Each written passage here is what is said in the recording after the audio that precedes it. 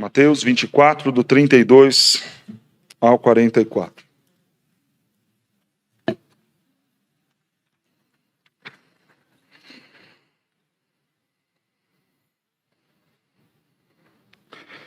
Aprendei, pois, a parábola da figueira. Quando já os seus ramos se renovam e as suas folhas brotam, sabeis que está próximo o verão.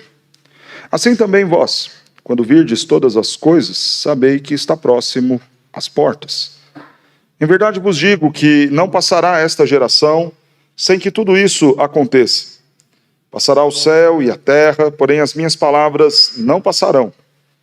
Mas a respeito daquele dia e hora, ninguém sabe, nem os anjos dos céus, nem o Filho, senão o Pai. Pois assim como foi nos dias de Noé, também será a vinda do Filho do Homem. Porquanto, assim como nos dias anteriores ao dilúvio, comiam, bebiam, casavam e davam-se em casamento, até ao dia em que Noé entrou na arca, e não o perceberam. Senão, quando veio o dilúvio e os levou a todos, assim será também a vinda do Filho do Homem. Então 2 estarão no campo, um será tomado e deixado o outro. 2 estarão trabalhando num moinho, uma será tomada e deixada a outra. Portanto, vigiai, porque não sabeis em que dia vem o nosso Senhor. Mas considerai isto: se o pai de família soubesse a que hora viria o ladrão, vigiaria e não deixaria que fosse arrombada a sua casa. Por isso ficai também vós apercebidos, porque a hora em que não cuidais, o Filho do Homem virá. Oremos mais uma vez. Senhor Deus, eis aqui uma mensagem extremamente necessária para os nossos dias. Nos lembrar acerca da sua volta, que acontecerá, que se aproxima e cada vez mais próximo está. Convença-nos disso, ó Deus, nesta noite, em nome de Jesus. Que saiamos daqui cheios de expectativa, de desejo, por esta volta de Cristo. Que saiamos daqui, ó Deus, desejosos em repensar as nossas vidas, em abandonar práticas pecaminosas, para nos voltarmos ao Senhor e nos prepararmos para este grande dia. Desperta-nos, ó Deus. Fala com a tua igreja, em nome de Cristo Jesus. Amém. Falar sobre a volta de Cristo é algo extremamente necessário. No entanto, esta parece ter sido uma mensagem esquecida. Não mais ela é pregada. Há alguns motivos pelo que isso não acontece. Esta mensagem não é mais pregada porque não há mais empenho dos pregadores em estudar os assuntos escatológicos. É difícil demais. Falar de qualquer tema escatológico, ou seja, de qualquer tema ligado aos últimos acontecimentos, não é algo que você simplesmente vai, abre a Bíblia e começa a falar. Não dá para encaixar ali um meio que aleluia ou glória a Deus, aleatório. Não dá para enganar o povo. Em dias de pregadores preguiçosos, despreparados, não vocacionados, imaginar que esta temática ocupará os púlpitos é quase uma ilusão. No entanto, também o problema não está só nos pregadores. O problema está na igreja também. A igreja está cada vez mais terrena, cada vez mais preocupada e interessada nas coisas daqui. Cada vez mais nós estamos preocupados com as contas que precisam ser pagas na terça-feira, o próximo dia útil. Não nos interessa, então, em alguma medida, aquilo que acontecerá lá na frente. Talvez muitos já não estão preocupados ou desejando esta grande morada que o Senhor tem preparado para nós, este mundo de não mais tristeza nem mais temor. A maioria daqueles que ocupam os lugares na igreja querem a solução para o problema e querem hoje. Do problema atual e uma solução para agora. Eu quero a prosperidade financeira. Eu quero a saúde boa, o quanto antes, vindo sobre mim. Eu quero as bênçãos do Senhor na minha casa. Mas não são as bênçãos celestiais, as bênçãos espirituais. Eu quero as bênçãos materiais, eu quero tirar minha empresa do buraco. Muitos estão preocupados, então, com a solução para o tempo presente, sem mais ter a preocupação com as coisas que virão adiante. E, obviamente, se esse é o interesse e o desejo do povo, muitos pregadores se rendem a falar daquilo que as pessoas querem ouvir. Falar então sobre um dia da volta de Cristo em que o juízo virá acompanhado, não é mais uma mensagem agradável aos ouvidos do nosso público. E o Senhor já havia nos alertado sobre isso. Chegará um dia em que a sã doutrina provocará coceira no ouvido daqueles que não temem ao nosso Deus. E esse dia chegou.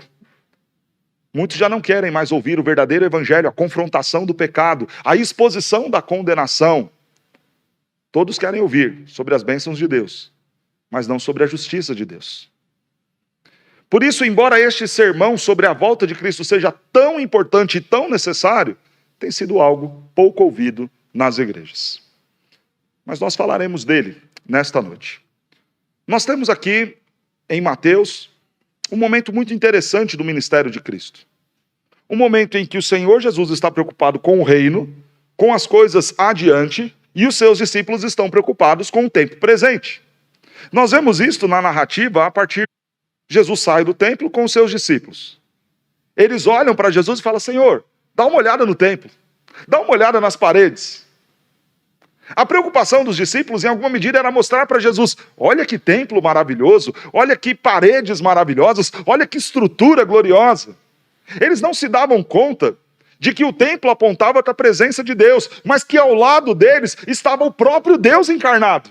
Eles estavam muito mais preocupados com as coisas terrenas, com as paredes terrenas, do que imaginar a bênção celestial de ter o Senhor, Criador dos céus e da terra, encarnado ao lado deles. Eles olhavam para os muros, enquanto Deus estava ali, presente com eles.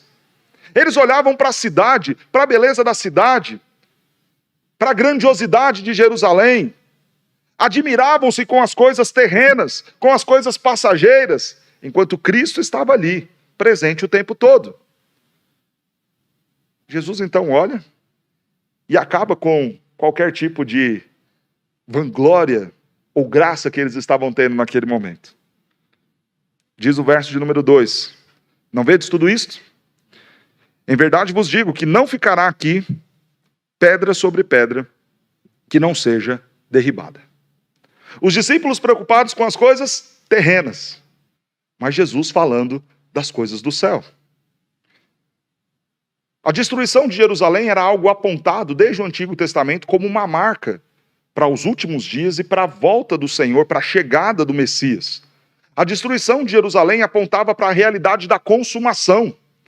Quando eles ouvem falar acerca dessa destruição de Jerusalém, rapidamente eles associaram uma coisa a outra. E então voltam a pergunta para o Senhor Jesus a partir do verso 3. Senhor, então é chegado aquele dia? É chegado aquele tempo em que todas as coisas serão consumadas? Em nossa linguagem mais popular e errada, e eu quero fazer a correção aqui, é chegado o fim do mundo? E por que essa linguagem é errada, o fim do mundo? Porque este mundo não será destruído, mas será restaurado pelo Senhor. Porque o texto de Romanos 8 nos fala que também a criação aguarda com grande expectativa o dia da sua redenção.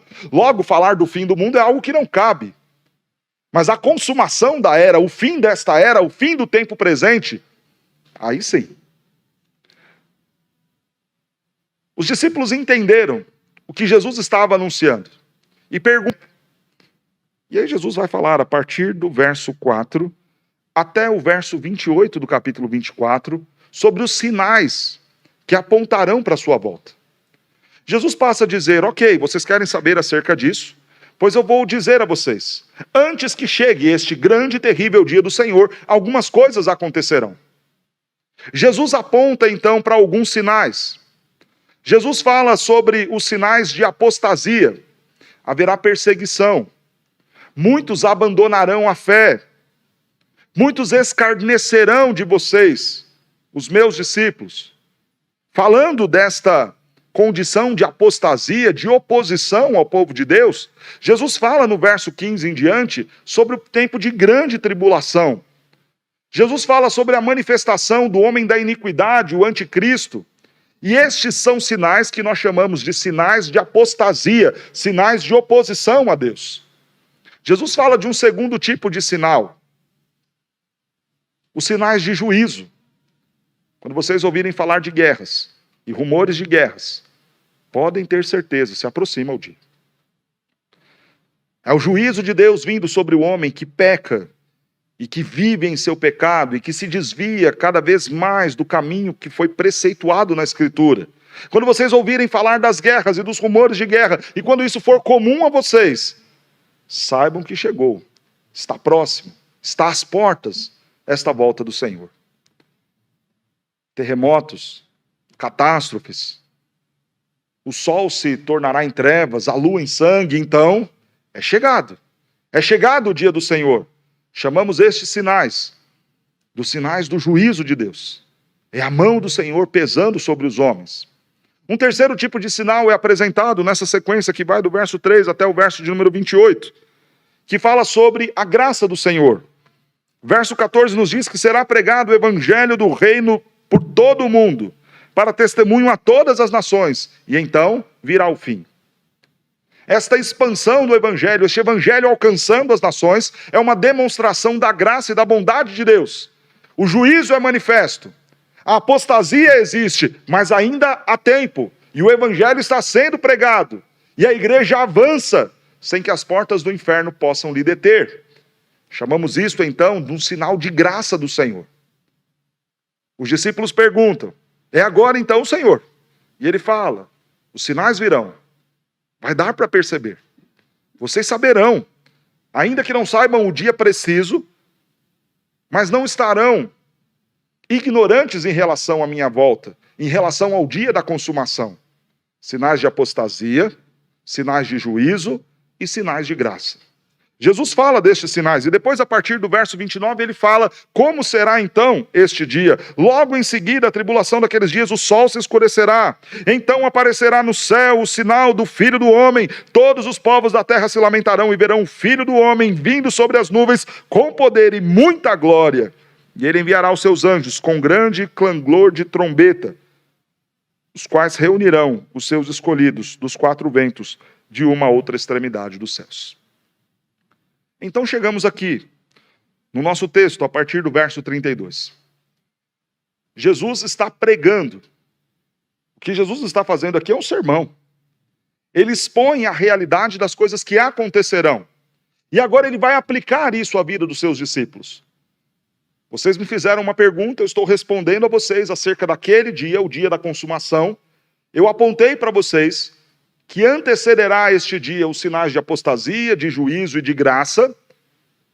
E o que vocês fazem com esta informação? Nós veremos estas duas aplicações do Senhor Jesus, primeiramente na noite de hoje e depois seguiremos também no próximo domingo.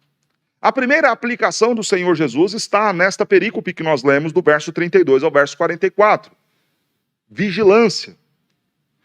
A centralidade desse texto está justamente no verso de número 42. Portanto, vigiai, porque não sabeis em que dia vem o vosso Senhor. Vocês terão sinais, mas não terão a precisão acerca do dia. O que vocês devem fazer, então? Vigilância. A primeira aplicação do Senhor em relação aos sinais que antecedem o fim tem a ver com a importância de nós vigiarmos. Então, a partir do verso 32, Jesus usará uma parábola para trazer esta aplicação sobre a vigilância. Esta parábola é muito simples. Ele fala do exemplo da figueira, ele usa a figueira para ilustrar o que ele estava dizendo acerca dos sinais. Aprendei, pois aqui está ligando tudo aquilo que ele havia falado anteriormente, do verso 1 até o verso 31, com esta aplicação que ele trará sobre vigilância. Aprendei, pois, então, a parábola da figueira. Quando seus ramos se renovam, as folhas brotam, sabei que está próximo o verão. Assim também, vós, coisas, sabei que está próximo, que está às portas. O que Jesus está falando é o seguinte, eu acabei de apresentar para vocês. Sinais de apostasia, sinais de juízo, sinais de graça. Esses sinais assemelham-se às folhas verdes da figueira. Assim como vocês olham a figueira e quando vocês veem as folhas verdes saindo, brotando, vocês já associam o verão está chegando, da mesma forma. Na medida que vocês olharem para estes sinais, vocês já saibam e reconheçam. Cristo está voltando. É chegado o tempo da consumação. Irmãos, é importante nós distinguirmos este pregador falando, olha, este acontecimento, este acidente, esta tragédia, esta guerra, são sinais do fim. E alguns vão zombar e dizer, loucura. Imagina, esse pastor está doido. Conspiração. Isso é bobagem, é conversa de internet. Muitos sinais estão aí. Eles se repetem, se intensificam. E por vezes a nossa postura, até mesmo dos crentes, é de zombar disso. Imagina, só coincidência, só acaso. Vulcões entram em erupção há milhares de anos. Acidentes assim, tragédias assim, guerras desse tipo acontecem há dezenas, centenas de anos. Bobeira. Associar isso a um evento religioso é coisa de fanático. Você está louco. No entanto, preste atenção no que Jesus fala. Verso 34, em verdade vos digo, não passará esta geração sem que tudo isso aconteça. Jesus está falando sobre os sinais. E para que não fique dúvida nenhuma de que os acontecimentos são de fato uma intervenção soberana divina na história, apontando para o homem acerca da consumação, Jesus fala e promete, esta geração já começará a ver estes sinais. Jesus está dizendo o quê? Que aquela geração iria testemunhar a consumação de todas as coisas? Não, não é isso que Jesus está dizendo. Porque se fosse, obviamente, nós falaríamos, Jesus errou. Porque, obviamente, se aquela geração morreu e nós estamos aqui, é porque aquela geração não viu a volta de Cristo. Mas não é disso que Jesus está falando. Para que você entenda o verso de número 34, você precisa entender que Jesus continua dando uma resposta aos discípulos. Qual foi a pergunta dos discípulos em relação à destruição do templo? Senhor, então é essa hora? E Jesus fala, não, a destruição do templo vai ser um dos sinais que apontam para a apostasia, que apontam para o juízo, mas ainda não é o fim. Antes disso, acontecerão outras coisas. No entanto, ali é o começo, é o princípio das dores. E vocês não passarão sem testemunhar acerca desta queda de Jerusalém. E de fato isso aconteceu. Estamos aqui aproximadamente no ano 30. E a destruição de Jerusalém se dá no ano 70, 40 anos depois. Tempo suficiente para que uma geração, aquela geração, que está ouvindo Jesus neste discurso, testemunhasse. O que Jesus está falando é o seguinte, olha, talvez vocês pensem que é loucura o que eu estou dizendo. Talvez vocês pensem que não vai acontecer. Eu serei assunto ao céu, eu deixarei vocês. Talvez no primeiro, segundo ano, vocês tenham a expectativa de que algo acontecerá e não vai acontecer. No entanto, logo mais, vocês verão Jerusalém sendo destruída. E quando isso acontecer, saibam, iniciou-se os sinais de Deus que apontam para a consumação de todas as coisas. E quando isso acontecer, esta geração que agora me ouve, vai dizer, é aquilo que Jesus havia anunciado. Talvez você pense, é loucura, é só mais um lunático aí na internet fazendo vídeo. São os sinais da volta de Cristo. E assim como ele cumpriu, dizendo, não passará esta geração sem que já testemunhe acerca dos sinais, também a nossa geração testemunha e presencia os sinais acerca da volta de Cristo. E não é loucura, não é teoria da conspiração. De fato, Cristo está às portas. E o verso 35 nos reafirma esta certeza sobre a volta do Senhor. Passará o céu e a terra, porém as minhas palavras não passarão. Vocês podem achar que é brincadeira. Vocês podem achar que todas essas coisas são meras coincidências. Mas não, é o cumprimento da minha palavra. Passarão céus e terra, geração após geração, dias e noites, anos e séculos, mas a minha palavra não passará. O que Jesus está afirmando é, estes sinais se repetirão, se intensificarão, acontecerão 1, 2, 3, como desde aqueles dias de fato vem sendo assim. Cada vez mais vemos estes sinais se repetindo e se intensificando, se repetem e se intensificam. Guerras cada vez maiores, tragédias cada vez maiores, em proporções, em números cada vez maiores. Catástrofes naturais cada vez maiores.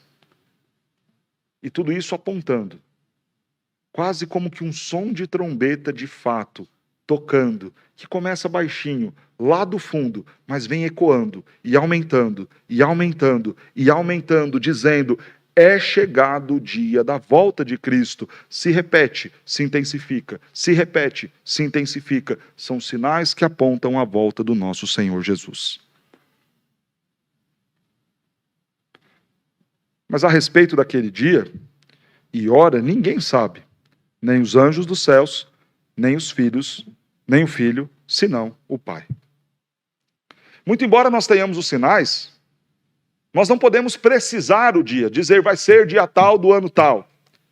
E qualquer um que se enveredar nessa tentativa vai errar, independente da religião, independente do conhecimento. Uma certeza que você tem é que se alguém marcou a data, não vai ser naquele dia. Porque homem nenhum sabe o dia da volta de Cristo, nem os anjos do céu. Mas aí Jesus usa uma expressão que é um tanto quanto curiosa. Nem mesmo o Filho, somente o Pai. Ora, mas Jesus não é Deus? E Jesus, sendo Deus, não sabe de todas as coisas? Como que ele diz não saber? Pastor, nos parece que das duas uma. Ou Jesus mentiu, sabendo disse que não sabia, ou Jesus talvez não seja tão Deus assim, porque como é que ele, sendo Deus, não sabe das coisas? Calma. Quando nós lemos o texto de Filipenses, capítulo 2, o Senhor nos revela que Jesus, por vontade própria, abriu mão da sua glória. Esvaziou-se da sua glória e de prerrogativas que eram próprias da sua divindade. Quando Jesus faz isto, é uma demonstração deste ato de humilhação para ser mais parecido conosco, para viver as mesmas limitações e dificuldades que nós vivemos. Isto é uma demonstração da graça de Deus. O Senhor Jesus se esvaziando do seu ser, da sua divindade, está se colocando em condição igual ao homem. Por isso o autor de Hebreus diz que o nosso sumo sacerdote sabe e se compadece de nós verdadeiramente, porque ele viveu como nós vivemos. Ao esvaziar-se da sua glória, Jesus está renunciando voluntariamente a direitos e condições e prerrogativas próprias da sua divindade. Não julgou com usurpação o ser igual a Deus, antes abriu mão, se esvaziou da sua glória. É fácil nós entendermos isto quando o Senhor Jesus, já próximo da sua crucificação, ora ao Pai dizendo: Pai, eu cumpri a missão, agora restitui-me a glória que tive contigo desde antes da fundação do mundo. Naquele momento em que Jesus pregava este sermão, ele estava mentindo? Não. Ele de fato não sabia. Por quê? O estado em que ele estava era um estado de humilhação. Esvaziou-se da sua glória. Significa dizer que ele era menos Deus? Não. Significa que voluntariamente ele se pôs em estado de humilhação como prova de compaixão e graça a nós, pecadores. Mas e agora, neste momento, Jesus sabe acerca da sua volta? Sim, ele sabe. Por quê? Pai, restitui-me a glória que tive contigo desde antes da fundação do mundo. Jesus morre num estado de humilhação e ressuscita num estado de glória. Jesus vai para a cruz como um homem comum, sofre as dores e os flagelos da cruz, em estado de humilhação, mas ressuscita em glória. E aparece lá em Apocalipse, na ilha de Patmos, para João, com voz como de muitos trovões, como de muitas águas, com autoridade, dizendo: eu tenho as chaves da morte e do inferno em minha mão. Eu sou aquele que estive morto e hoje estou vivo e reino pelos séculos dos séculos. Agora Jesus está em estado de glória. Restituída foi toda a condição que ele tinha desde antes da fundação do mundo. E claro, plenamente ele sabe qual é o dia da sua volta. Quando nós falamos acerca de ninguém saber sobre o dia e a hora da volta de Cristo, o que o texto vai passar a nos destacar agora é esta necessidade de constante vigilância. E agora o texto usará uma analogia muito forte e pesada. Quando nós olhamos o que o Senhor Jesus passará a dizer e pensamos estar em tempos tão distantes, mas em condições tão semelhantes e próximas, isso gerará em nós algum tipo de assombro. Pois assim como foi nos dias de Noé, também será a vinda do Filho do Homem. Quase que de uma extremidade à outra da história. E quando nós lemos o texto de Gênesis, capítulo de número 6, verso 5, o texto nos diz assim: viu o Senhor que a maldade do homem se havia multiplicado na terra, e que era continuamente mal todo o desígnio do seu coração. Este homem que atravessou eras, séculos, reinos, governos, continua na mesma condição. Mal, corrompido em todos os seus desígnios, inclinações e desejos. É interessante e assombroso ver que este homem que estava em oposição a Deus lá no início, no registro de Gênesis, continua em oposição a Deus depois de tanta coisa, depois de tantos acontecimentos, depois de tantas tragédias, depois de tantas vitórias, depois de tantas glórias manifestas, mas ainda continua multiplicando-se a sua maldade e sendo continuamente mau o desejo do seu coração. E como estes homens vivem agora? Tal qual nos dias de Noé, também estão distraídos. E o texto segue. Verso 38, porquanto, assim como nos dias anteriores ao dilúvio, comiam e bebiam, casavam e davam-se em casamento, até o dia em que Noé entrou na arca, e não perceberam, senão quando veio o dilúvio, e os levou a todos. Assim será também a vinda do Filho do Homem. Olha que dura analogia. Naqueles dias, comiam, bebiam, davam em casamento, e não perceberam o que estava acontecendo. Os filmes que nós assistimos falando sobre o dilúvio mostram uma cena contrária ao que realmente foi. Mostram a cena da chuva caindo e Noé puxando as portas para fechar a arca. E as pessoas indo, tentando correr, os animais apressadamente entrando na arca. E Noé e a sua família desesperados para fechar. Não foi assim. Ciente do dia e do momento, missão cumprida, arca pronta, animais reunidos, Noé calmamente fecha a porta. As pessoas do lado de fora, 40 anos depois do início da construção da arca, já nem ligavam mais para o que estava acontecendo ali. Há uma distância grande do momento em que Noé recebe a missão e começa a construção até o tempo em que de fato a obra é construída, é terminada e o dilúvio vem. No primeiro momento, toda aquela mega estrutura da arca, claro que chama atenção. Tudo aquilo que Noé estava fazendo, claro que chama muito a atenção do povo. Todo mundo olhando, todo mundo curioso. O que é isso que esse velho está fazendo? Que coisa assustadora, gigantesca é essa? Para que isso? No primeiro momento, a mensagem de Noé fazia algum sentido. Causava algum tipo de assombro. Chamava a atenção das pessoas. Mas depois do primeiro, do segundo, do terceiro ano, aquilo já não era mais tão interessante. As pessoas passavam, iam e voltavam na frente da arca, e talvez aquilo ali já não fosse mais absolutamente nada. É como, de repente, uma grande obra que inaugura. Todo mundo comenta dela. Você passa de carro e dá aquela reduzida e passa, olha, observa, fica curioso. O que é isso? Comenta então, vai atrás das fontes, entra lá nas redes sociais e tenta saber o que é isso que está acontecendo, o que estão fazendo, o que estão construindo. Mas passado algum tempo, inaugurada aquela obra, avançado aqueles dias, você passa e já nem se percebe mais.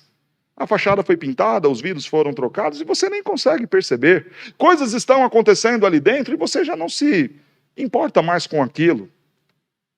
Já virou do dia a dia, já virou comum. Assim será no dia da volta do Filho do Homem. Será como nos dias de Noé. Talvez naquele primeiro momento, na igreja do primeiro século, ouvir acerca da volta de Cristo era algo que chamava atenção. Era algo que de fato provocava grande expectativa nos crentes. E nós vemos isso com muita clareza no exemplo do apóstolo Paulo. Paulo tinha tanta convicção acerca da volta de Cristo em um tempo imediato, que ao falar aos Tessalonicenses na sua primeira carta, ele diz: e nós, os que estivermos vivos, seremos arrebatados com ele nas nuvens. A convicção de Paulo era o seguinte: eu estarei presente, estarei entre os vivos que testemunharão a consumação de todas as coisas e a volta de Cristo. Pergunte se algum crente dos nossos dias tem essa mesma convicção. Para os crentes do primeiro século, dar a vida pelo Evangelho e pelo nome de Cristo era algo que de fato eles estavam prontos a fazer, porque eles entendiam: Cristo está voltando e logo toda dor e todo este sofrimento acabará, se encerrará.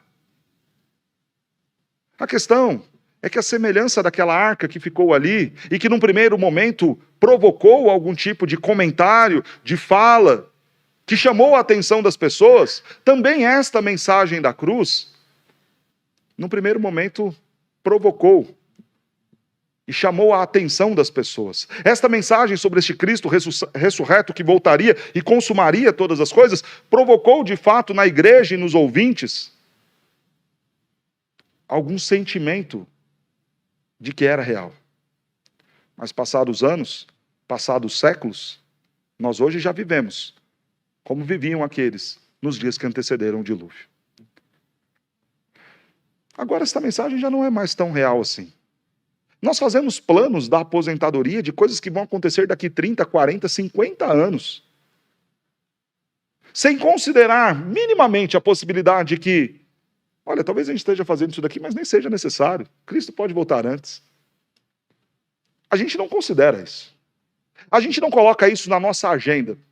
A gente não pensa o nosso futuro colocando como urgência as necessidades do reino, pensando: olha, eu preciso programar a minha vida de um jeito diferente, porque afinal de contas Cristo está às portas, e eu preciso anunciar o Evangelho, eu preciso avançar nesse propósito de tornar Cristo conhecido a outras pessoas. Não, isso não está nas nossas preocupações. Nós estamos programando o nosso funeral, nós estamos programando a nossa aposentadoria, nós estamos programando a forma como os nossos filhos viverão, a casa, a faculdade, se eu vou deixar alguma condição boa para os meus netos. Mas não estamos pensando que talvez esses dias nem mesmo cheguem, porque Cristo pode voltar. Claro que não havia mal nenhum em casar-se, em comer. Claro que não. Assim como não há mal nenhum em nos casarmos hoje, ou fazermos as nossas refeições. Não é isso que o Senhor está reprovando. O Senhor está reprovando uma atitude descomprometida, distraída em relação à sua volta. E os crentes têm vivido assim. A igreja do Senhor Jesus tem vivido desta maneira, como nos dias de Noé, distraídos, desapercebidos com as coisas deste mundo, preocupados com o reino deste mundo, sem considerar o que fazer dentro do reino de Deus, tendo em vista que este tempo terá um fim e que se aproxima a consumação de todas as coisas. Então nós cantamos agora: eu não vou me apegar com as coisas daqui. Será? Pois eu sei, há um lugar que me espera. Será que nós temos esta certeza? E estamos tranquilos em relação a isso? Porque por vezes estamos vivendo como nos dias de Noé, apegados com as coisas daqui. Focados e ansiosos com as coisas daqui, sem considerar o reino que nos espera. E se nesse primeiro momento eu chamo a atenção da condição da igreja, é claro que, sem dúvida nenhuma, em relação ao ímpio, isso está mais gritante e evidente. O ímpio consegue acreditar que os esforços humanos em destruir o meio ambiente vai pôr fim à humanidade e ao mundo existente. Mas se você falar não, é o juízo de Deus que fará isso, ele não acredita. Esse mundo greenpeaceano que nós vivemos, adolescente grita dizendo: vai acabar. E a gente acredita que a força do homem colocará fim à criação de Deus, mas não se crê que o juízo de Deus virá. Que estes sinais apontados aqui em Mateus 24, de apostasia, de juízo, de graça, acontecerão. O ímpio já não consegue ver isto, perceber isto. E quando nós falamos, nós somos loucos. É loucura, é besteira, é fantasia. Fantasia e arrogância é o homem achar que tem condições mínimas de destruir aquilo que Deus criou pelo simples poder da sua palavra. Se ele quiser, ele faz do Saara uma floresta. Se ele quiser, pelo poder da sua voz, ele limpa todos os oceanos. Se ele quiser, ele refaz tudo. Porque do nada ele fez apenas dizendo: haja, e ouve. Não seremos nós quem colocaremos fim. Quando nós lemos Apocalipse, nós vemos que é o Senhor quem derramará os seus flagelos. Que é Ele mesmo quem tornará as águas em veneno. Que é Ele mesmo, o Senhor, quem colocará em chamas a terra. Porque só quem criou detém o poder para parar e cessar a vida. Mas o ímpio não acredita nisso. Está como nos dias de Noé. A mensagem está lá, grande, gritante, tal qual uma arca enorme. Cristo sendo pregado a todas as nações, conforme nós vimos no verso 14. Mas ainda assim, este ímpio tropeça numa grande e enorme arca, tropeça na cruz de Cristo, mas não consegue ver e perceber e entender que o fim se aproxima.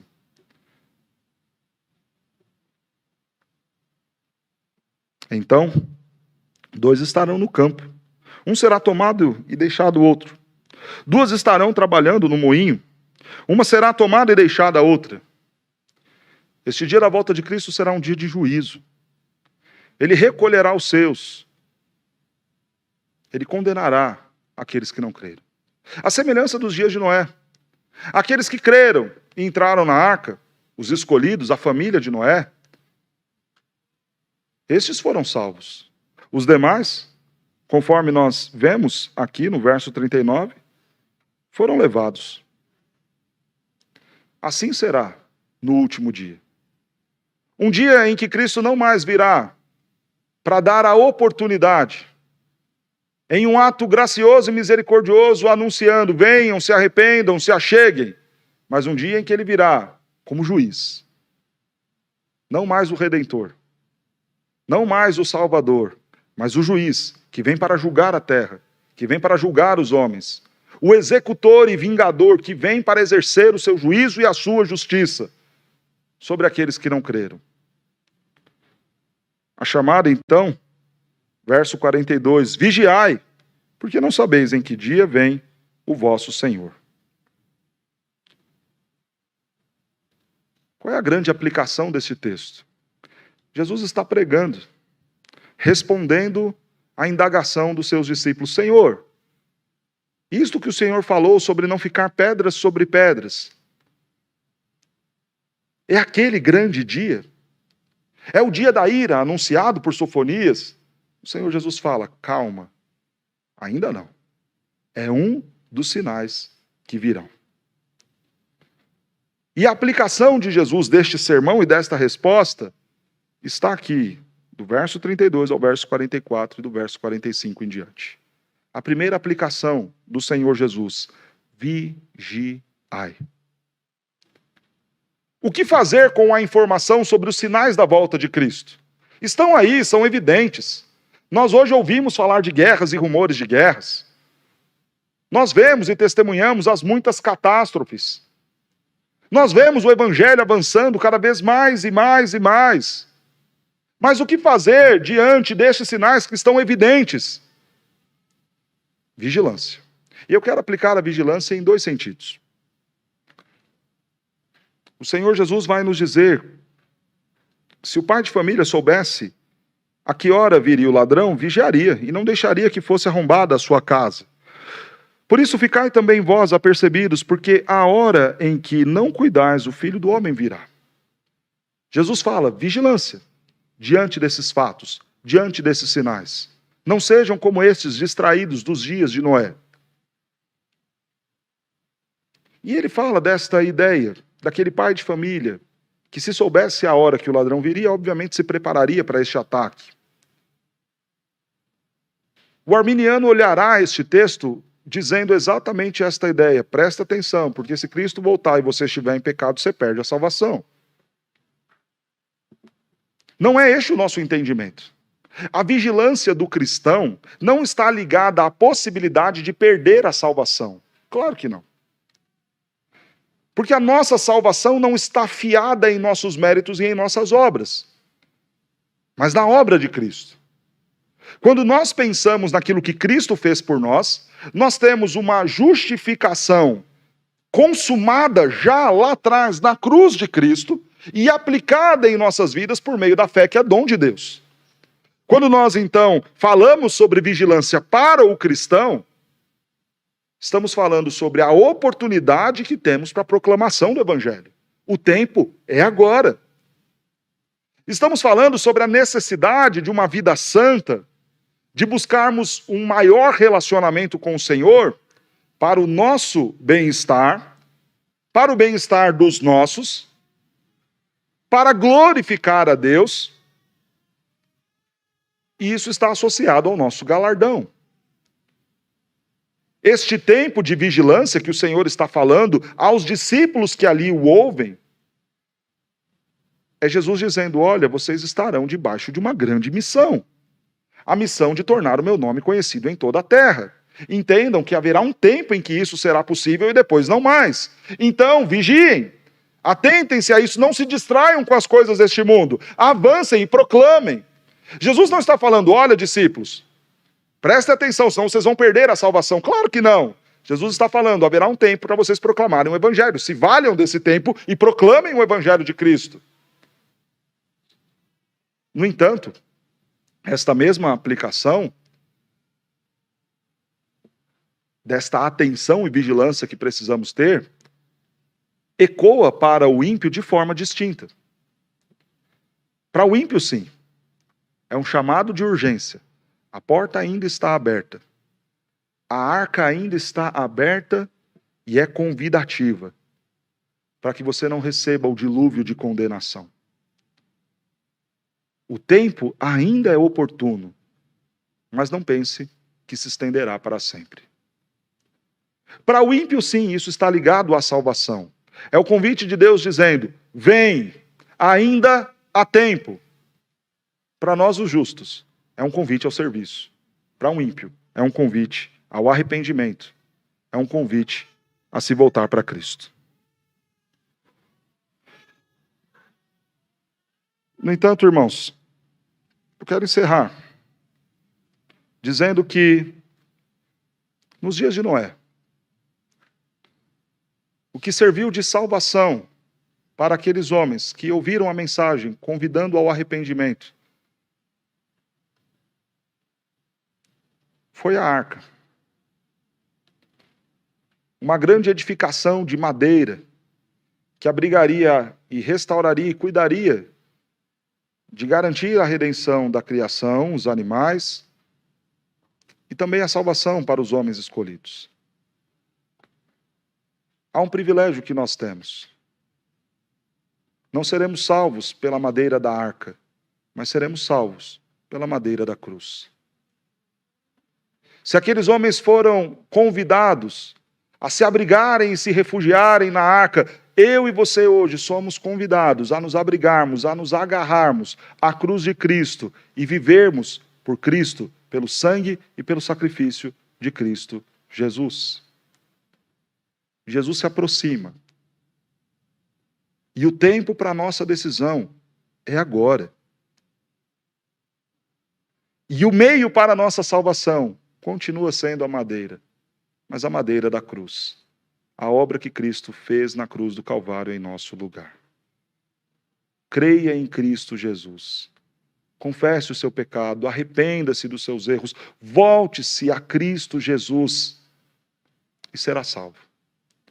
E terá neste último dia, um dia de festa, um dia de alegria, um dia de ser reunido com o povo de Deus para estar com Cristo para todos sempre.